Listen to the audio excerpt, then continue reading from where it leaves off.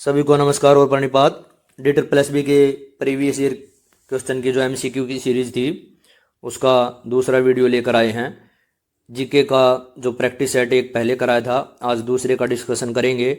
और जीके में previous year repeat होने की संभावना बहुत ज़्यादा होती है और एग्ज़ाम में अभी समय भी है, तो एक एक करके जितने भी पिछले सालों में जीके के क्वेश्चन आए हैं उनको सारे यहीं इसी चैनल पे डिस्कस किया जाएगा। यदि आप नए हैं तो चैनल को लाइक शेयर और सब्सक्राइब वगैरह कर सकते हैं ताकि लेटेस्ट अपडेट आपको मिलते रहें। चलिए शुरू कर लेते हैं बिना समय गवाए।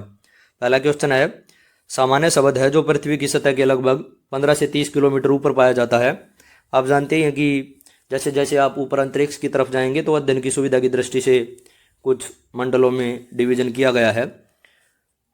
15 से 30 किलोमीटर का जो एरिया है वो समताप मंडल में पड़ेगा और यहीं ओजोन परत पाई जाती है, तो आंसर हो जाएगा इसका बी। कुछ और फैक्ट देख लेते हैं इससे रिलेटेड।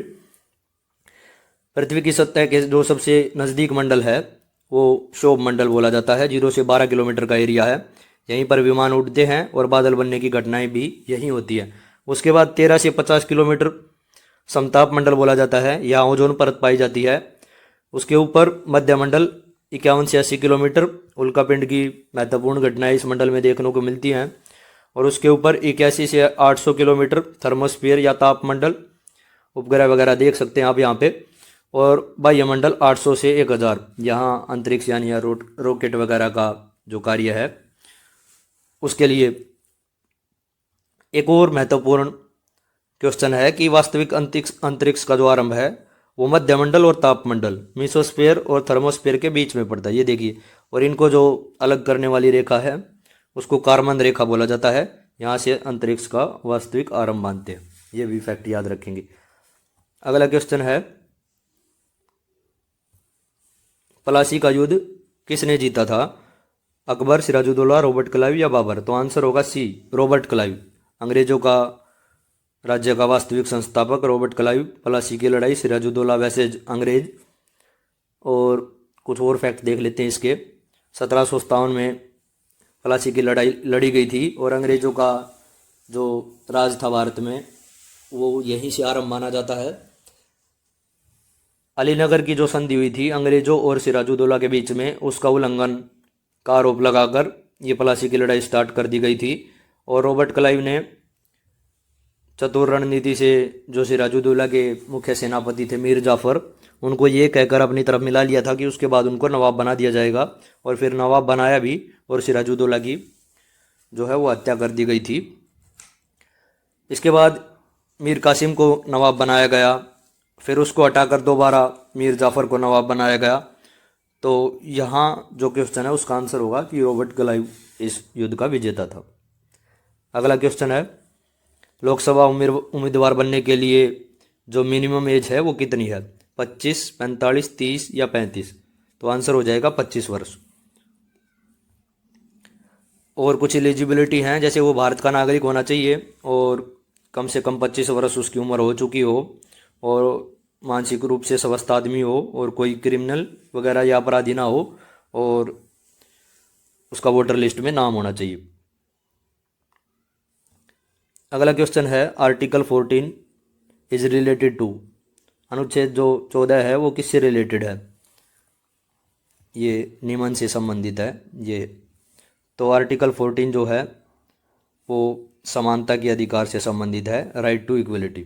कुछ और फैक्ट देख लेते हैं इससे रिलेटेड।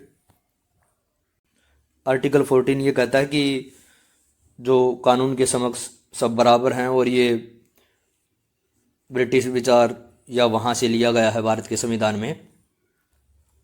चाहे भारतीय नागरिक हो या विदेशी नागरिक, समान व्यवहार किया जाएगा। जात वगैरह या लिंग वगैरह के आधार पर या स्थान के आधार पर कोई भेदभाव नहीं किया जाएगा। इसका मूल ब्रिटिश व्यवस्था में निहित है। और मौलिक अधिकार जो हैं वे आप जानते भी हैं संविधान के भाग 3 में दिए गए हैं। अगला क्वेश्चन है, भारत में राष्ट्रीय खेल दिवस किस दिन मनाया जाता है? तो आंसर होगा 29 अगस्त। 29 अगस्त 2005 को 1905 को मेजर ध्यानचंद जी का जन्मदिवस होता है और उन्हीं के जन्मदिन के उपलक्ष्य में 29 अगस्त को राष्ट्रीय खेल दिवस मनाया जाता है। और पहली बार पूछे तो 2012 में मनाया गया था। और भी कई पुरस्कार दिए जाते हैं। मेजर ध्यानचंद पुरस्कार है, अर्जुन पुरस्कार है खेल के क्षेत्र में, द्रोणाचार्य पुरस्कार है, ध्यानचंद पुरस्कार है। तो 29 अगस्त राष्ट्रीय खेल दिवस। अगला क्वेश्चन है, भारत ने किस वर्ष क्रिकेट विश्व कप जीता था? तो ये वनडे वर्ल्ड कप की बात हो रही है, 2011 इसका आंसर होगा। और इससे पहले का भी याद करें तो 1983 कपिल देव की कप्तानी में, फिर 2011 में ये वनडे वर्ल्ड कप हो गए। और T20 भी पूछ ले तो 2007 और रिसेंट में 2024 में ये भारत ने जीते हैं।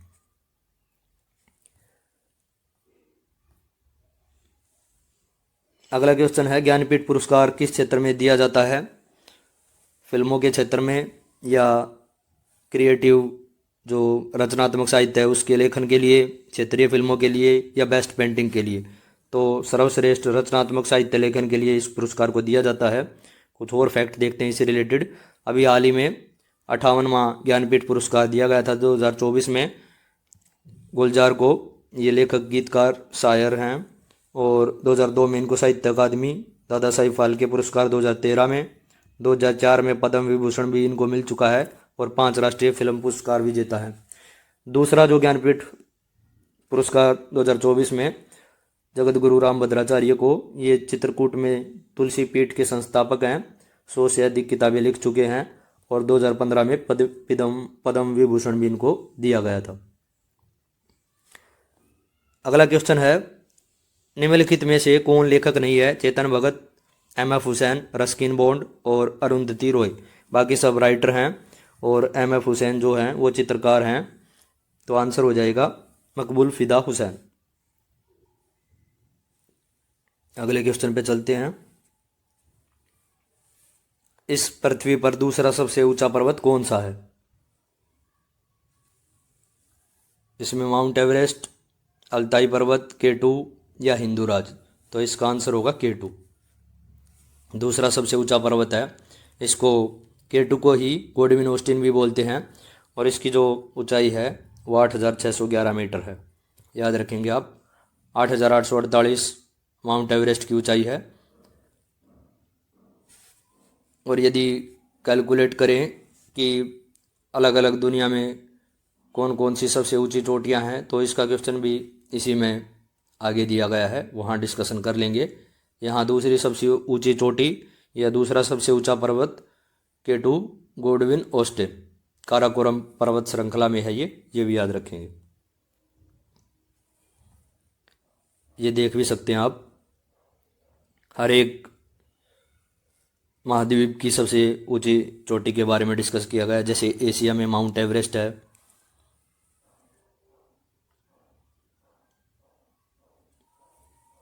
ये देख सकते हैं आप। किलिमंजारो है अफ्रीका में। ऐसे ही एल्ब्रुस है यूरोप में। देनाली है USA यानी कि नॉर्थ अमेरिका का हो गया ये।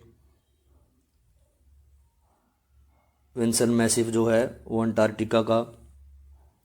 और साउथ अमेरिका का पूछे तो एंका का गुआ।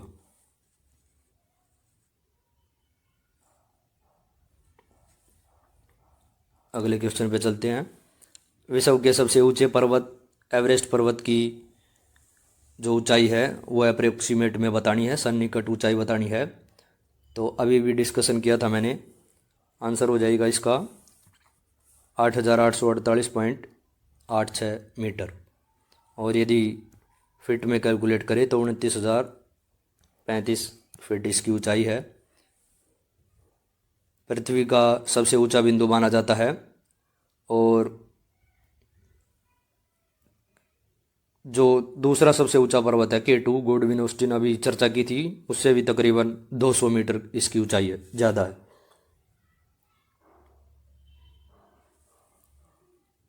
ये देख सकते हैं आप, सबसे ऊंची चोटी माउंट एवरेस्ट।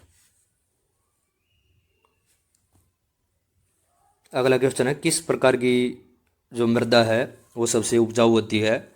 कौन सी मिट्टी सबसे उपजाऊ होती है? मोस्ट फर्टाइल बताना है आपको। तो आंसर हो जाएगा दोमट मिट्टी, झरझरी दोमट मिट्टी। इस क्वेश्चन का आंसर हो जाएगा B। और ICAR जो है, जैसे भारतीय कृषि अनुसंधान परिषद ने भारत की जो मिट्टी है उनका जो क्लासिफिकेशन किया है वो 8 कैटेगरी में किया है। जलोढ़ जो मिट्टी है वो देश की सबसे कॉमन मिट्टी है, और कुल भूमि के क्षेत्रफल का बात करें तो ये 40% है देश में। और सबसे समृद्ध मिट्टी पूछी जाए तो दोमट मिट्टी है, कार्बनिक पदार्थों से ढकी होती है, पानी को अच्छा अवशोषित करती है और फसलों को पोषक तत्व भी प्रदान करती है। तो दोमट मिट्टी या दुमटी मिट्टी भी बोलते हैं इसको, आंसर हो जाएगा इस क्वेश्चन का। ये देख भी सकते हैं आप, हर एक परत का दिया गया है।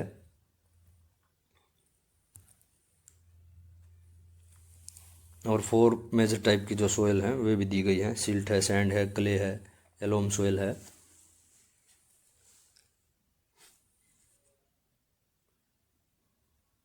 नेक्स्ट क्वेश्चन पे चलते हैं। अंतर्राष्ट्रीय अपराध न्यायालय कहाँ पर स्थित है, इसका मुख्यालय बताना है। The headquarter of the international criminal court ICC। ये जो ICC है वो क्रिकेट वाला नहीं है, बल्कि इंटरनेशनल क्रिमिनल कोर्ट की बात कर रहा है ये। तो इसका जो आंसर है वो नीदरलैंड हो जाएगा। नीदरलैंड के हेग में इसका मुख्यालय स्थित है। और रोम संविधि जो थी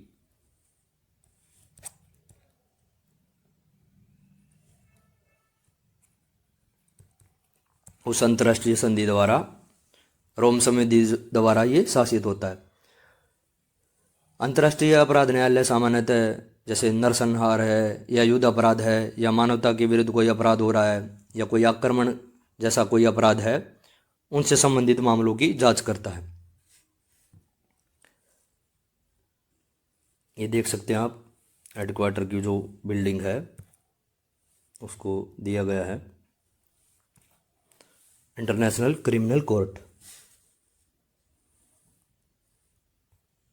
तो एक और क्वेश्चन है जो कि हिस्ट्री से रिलेटेड है। अगला क्वेश्चन, पानीपत का तीसरा युद्ध किसके बीच में लड़ा गया था? तो इसका आंसर हो जाएगा डी, मराठा साम्राज्य और अहमद शाह दुर्रानी या अहमद शाह अब्दाली। तो देख सकते हैं आप, 1526 पानीपत का पहला युद्ध बाबर और इब्राहिम लोधी, और विजेता रहा था इसमें बाबर। मुगल साम्राज्य की यहाँ से स्थापना होती है 21 अप्रैल 1526। दूसरा 1556 में हेमू और अकबर के बीच में, विजेता इसमें अकबर रहा था। और तीसरा 1761, डेट भी पूछ ले तो 14 जनवरी 1761, अफगान और मराठों के बीच में। अहमद शाह अब्दाली और मराठे आमने सामने थे, और इसी को अहमद शाह दुर्रानी भी कह दिया जाता है। और इसमें जो विजेता थे वो अहमद शाह अब्दाली रहे थे। तो इसी के साथ इस वीडियो को जो है वो समाप्त करता हूँ मैं। अगले जो टेस्ट पेपर हैं वो नेक्स्ट वीडियो में डिस्कशन करूँगा मैं, एक एक करके जितने भी PYQ D++ के एग्ज़ाम में आए हैं उनको ऐसे डिस्कस करेंगे। तब तक के लिए धन्यवाद।